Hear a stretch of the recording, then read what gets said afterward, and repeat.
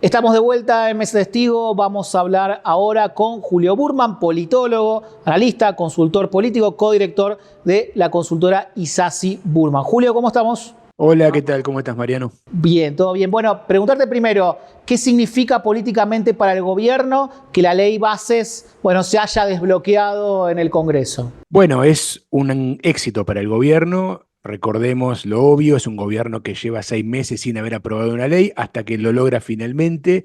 Da la impresión que esta es una ley que es muy importante para el gobierno y que no va a ser la última de este tipo, que es un gobierno ambicioso en materia de reforma del Estado, desregulación, etcétera. Y también es un gobierno que justamente venía de inaugurar un nuevo equipo político, ¿no? Con Franco como jefe de gabinete, eh, a quien Milei explícitamente declaró como su interlocutor con la política y el Congreso. Por lo tanto, lo pone en funciones a Franco, se aprueba la ley, da la impresión que hay un relanzamiento político del gobierno con un ala más negociadora que asciende, ¿no? Después hay otra ala, probablemente representada por el propio Milei, que es más intransigente. Pero bueno, esto le da inauguramos una lectura nueva del gobierno, ¿no? Con dos alas. ¿Te parece que el gobierno encontró a su modo como una fórmula política de construcción de gobernabilidad provisoria, pero fórmula al fin? Yo creo que al gobierno le faltaba esta figura política, ¿no? Y además creo que es una deuda de la democracia argentina tener finalmente jefes de gabinete potentes. Y este jefe de gabinete creo que es potente primero porque tiene características particulares, es el político más experimentado o el único político experimentado del gobierno, que está asumiendo una delegación expresa del presidente de que él es el encargado de ser el ministro político, el que negocia con el gobierno, perdón, con el Congreso, con los gobernadores, con los intendentes, está todo en manos de Francos. Y en el modelo argentino, esta figura nunca estaba bien claro quién la desarrollaba, ¿no? Históricamente lo hacía el ministro del Interior, después lo hacía el jefe de gabinete en algunos casos, muy pocos, por lo general es alguna persona de confianza que el presidente designa.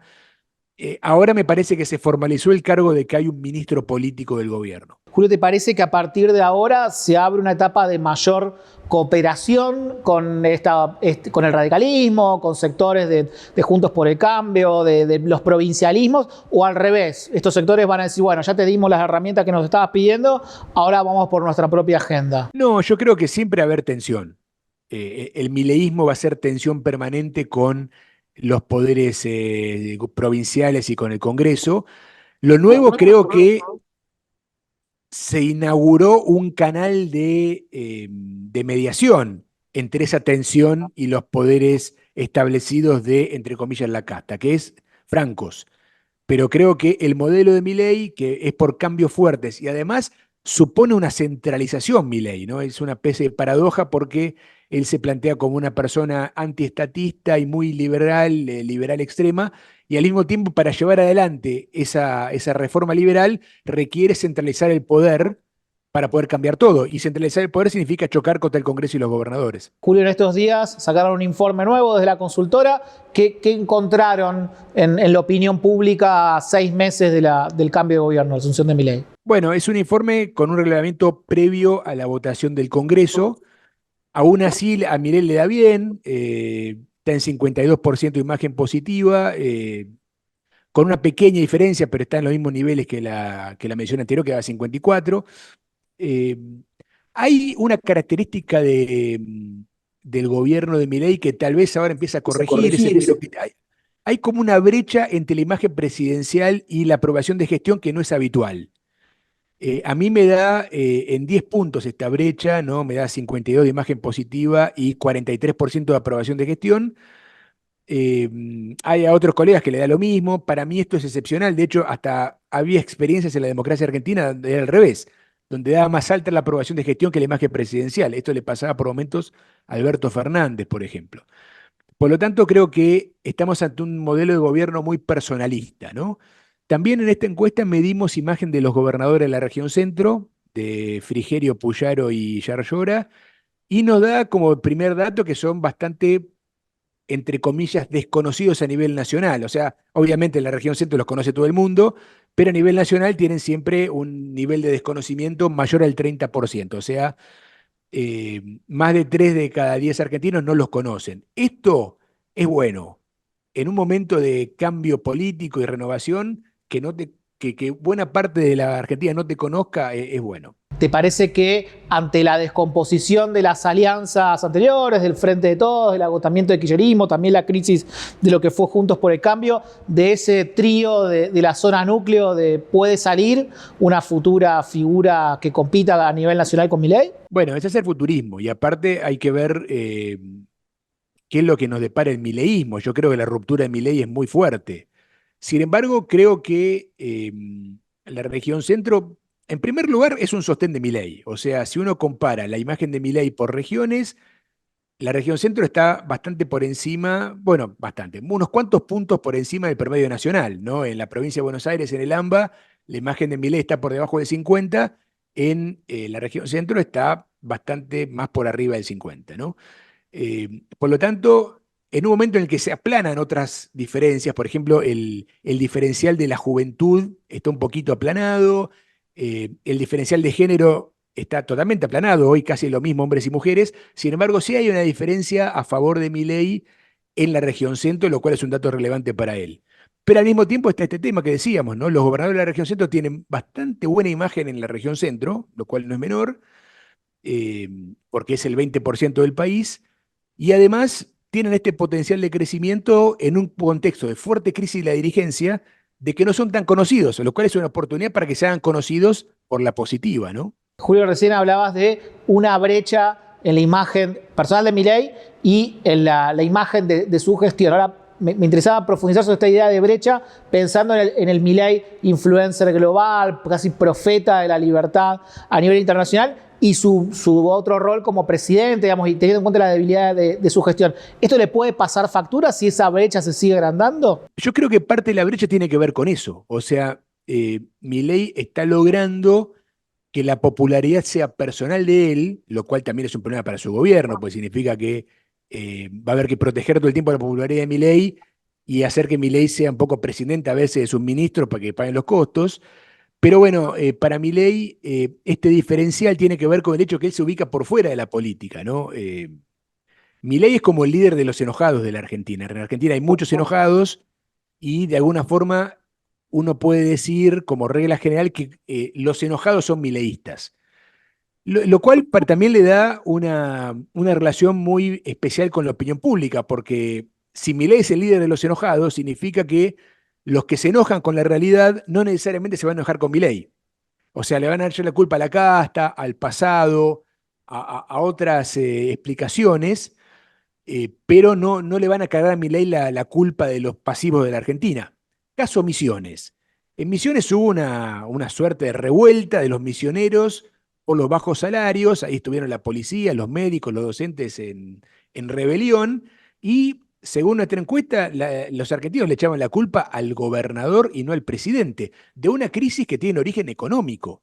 Históricamente, en la Argentina, el que paga el pato de la economía siempre es el presidente y su ministro de Economía. Milei parece un poco a salvo de eso, ¿no? Siempre la culpa la tiene la casta.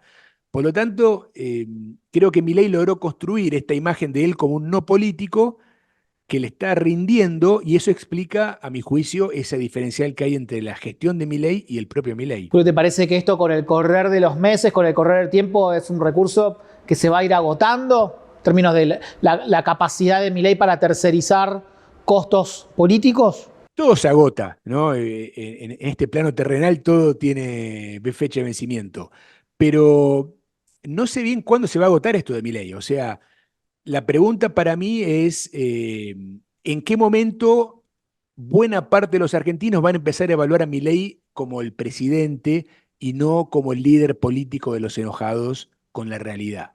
Creo que ahí es donde comienza a correr donde se da vuelta el reloj de arena, ¿no? Julio, ¿cómo ves este momento del peronismo tan complicado, como atravesado por distintas crisis? Bueno, creo que el peronismo es el partido de la oposición. Creo que lo vimos bien claro en la votación de la ley bases, donde el peronismo estaba unificado en su posición. Bueno, hubo ciertos peronistas que votaron por motivos locales, pero justamente se vieron muy muy cuestionado, ya lo querían echar del partido, etcétera, justamente porque hoy el peronismo está unificado, algo bastante novedoso en la historia de los peronismos en la oposición.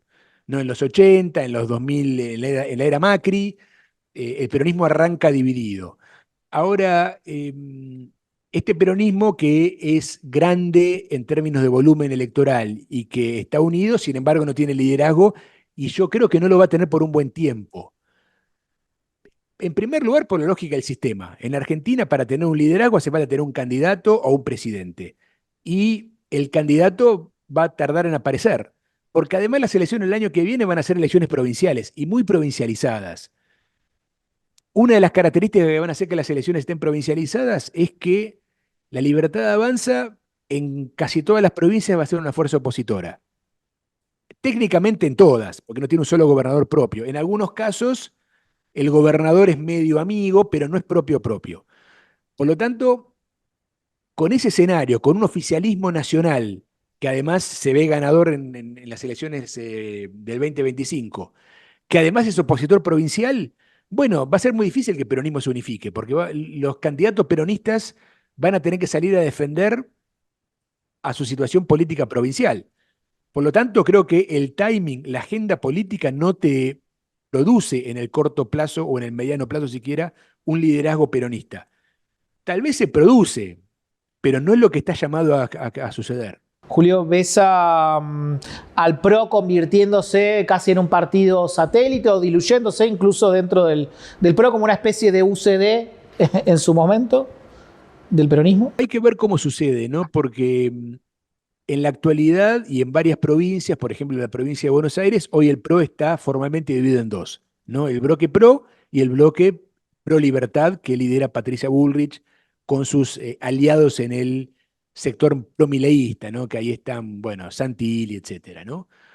Eh, el punto, bueno, el PRO hoy tiene tres fragmentos: el PRO oficialista, el PRO opositor, que está referenciado tal vez en la reta, y está el intermedio, que es nada más y nada menos que Mauricio Macri. Yo creo que la posición de Macri es insostenible, porque creo que la política argentina va hacia una nueva polarización y lo que busca Macri, yo creo que Macri va a tener un momento que jugarse.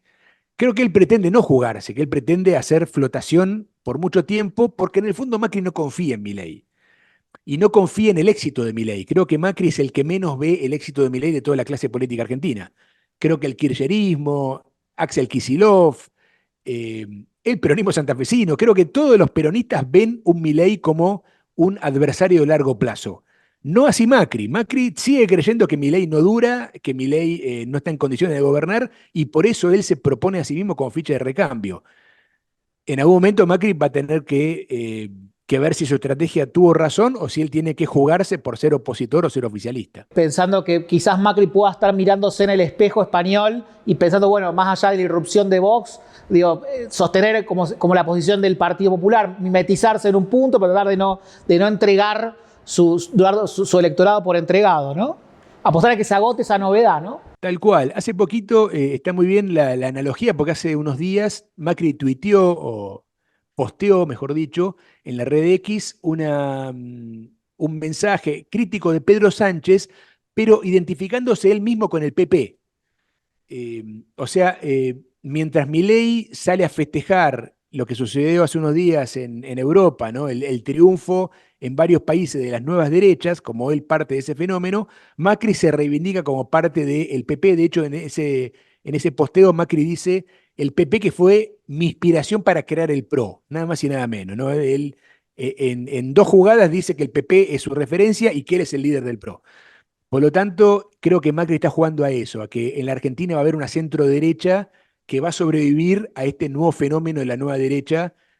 O sea, Macri en el fondo sigue diciendo día tras día que él no cree en la duración de Milei. Veremos si tiene razón Macri o no. Julio, te hago la última. ¿Cómo te imaginas el segundo semestre? La gran duda es, para mí, el tema económico, ¿no? El gobierno hace unos días festejó el 4 y pico de inflación en Argentina y también está festejando diferentes noticias provenientes, como lo del swap, etcétera, como augurando que estamos cada vez más cerca de la anunciada recuperación. El discurso de Milei ya comenzó a incorporar la idea de que la recuperación está en marcha, aun cuando los pronósticos dicen que la recuperación es para el 2025.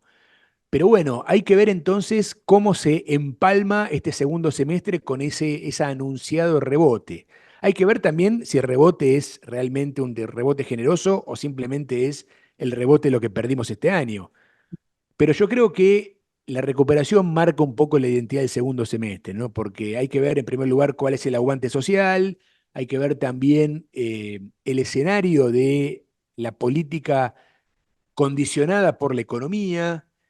Yo miraría sobre todo las variables económicas y socioeconómicas sobre todo. Julio, muchísimas gracias por participar del Mesa Testigo esta noche. A vos, Mariano. Quédense, hacemos una pequeña pausa y ya volvemos con más Mesa Testigo.